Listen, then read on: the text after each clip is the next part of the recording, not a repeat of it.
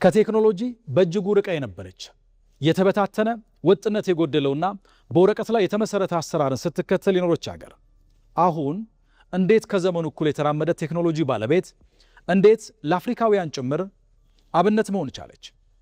በ21ኛው ክፍለ ዘመን ሉዓላዊነትና ሀገራዊ ክብር ከድንበር ጥበቃ ተሻግሯል። በዲጂታል ዘመን የአንዲት ሀገር የዲጂታል ሉዓላዊነት ሲባል አንድ ሀገር የራሷን የእድገት አመላካቾች የመግለጽ የራሷን ስታቲስቲክስ የማረጋገጥ እንዲሁም የራሷን የመረጃ ፍሰት የማስተዳደርና የወደፊት ተስፋ የምትመሰረትበትን መረጃ የማመንጨት አቅም ላይ የተወሰነ ነው።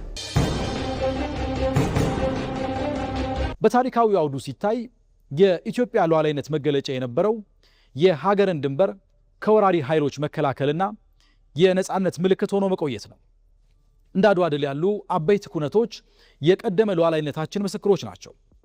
ሆኖም ግን በዘመናዊው ዓለም ኢኮኖሚያዊ ድህነት፣ የምግብ ጥገኝነትና የቴክኖሎጂ ኋላ ቀርነት የሀገሪቱን የፖሊሲ ነጻነትና የዲፕሎማሲ ተደራዳሪነት አቅሟን ሲፈትኑት ቆይተዋል።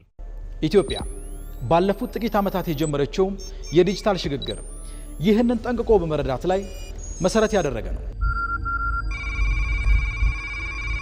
ኢትዮጵያን ወደፊት የማሻገር እሳቤ ላይ ተመስርቶ የተጠነሰሰው ዲጂታል ኢትዮጵያ 2025 ስትራቴጂ ከቆየችበት የውጭ ጥገኝነት አዙሪት በማውጣት በራሱ ሀገር እንድትቆም መንገድ ከፍቷል።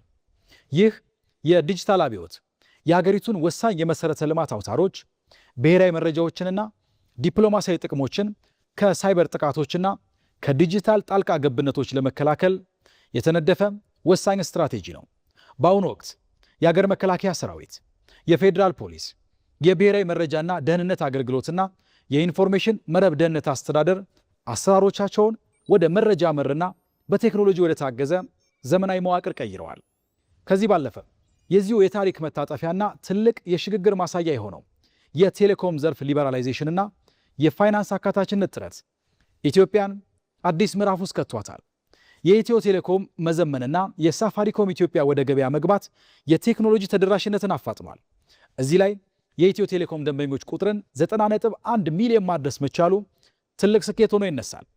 ከዚህ ጎን ለጎን የተጀመረው የቴሌብር የዲጂታል ክፍያ ስርዓት ደንበኞቹን 60.6 ሚሊዮን ማድረስ የቻለ ሲሆን በትሪሊዮን የሚቆጠር ብር በማንቀሳቀስ የጥሬ ገንዘብ ንክኪ በመቀነስ ረገድ አህጉራዊ አብነት የሚሆን ውጤት አስመዝግቧል።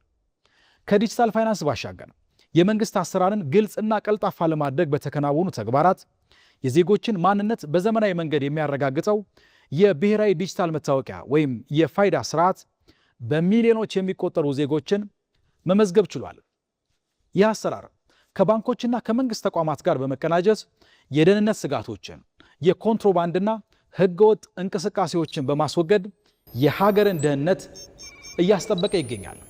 በተጨማሪም ከ100 በላይ የመንግስት አገልግሎቶች በኦንላይን የኢ-አገልግሎት ወይም የኢ-ሰርቪስ ስርዓት እንዲሸፈኑ መደረጉ የቢሮክራሲ ማነቆችንና የሙስና ድሎችን በመቀነስ የፖሊሲ ማስፈጸም አቅምን አሳድጓል። የዓለም አቀፍ የቴክኖሎጂ ውድድር ለማዘጋጀት የተጀመረው አርቲፊሻል ኢንተለጀንስ ኢንስቲትዩት እና የ5 ሚሊዮን ኢትዮጵያውያን ኮደሮች ኢኒሼቲቭ ወጣቶችን በኮዲንግ በመረጃ ትንተናና በኤአይ ክህሎት በማስታጠቅ የቴክኖሎጂ ጥገኝነትን በዘላቂነት ለማስቀረት መሰረት ጥሏል። ይህም ዲጂታል ቴክኖሎጂን ከሌሎች ዘርፎች ጋር በማቀናጀት ለምሳሌ በሳተላይት ዳታና በአየር ሁኔታ መረጃዎች የታገዘውን የስንዴ ልማት በማስፋፋት ኢትዮጵያን ከስንዴ አስመጪነት ወደ ኤክስፖርተርነት ማሸጋገር ተችሏል።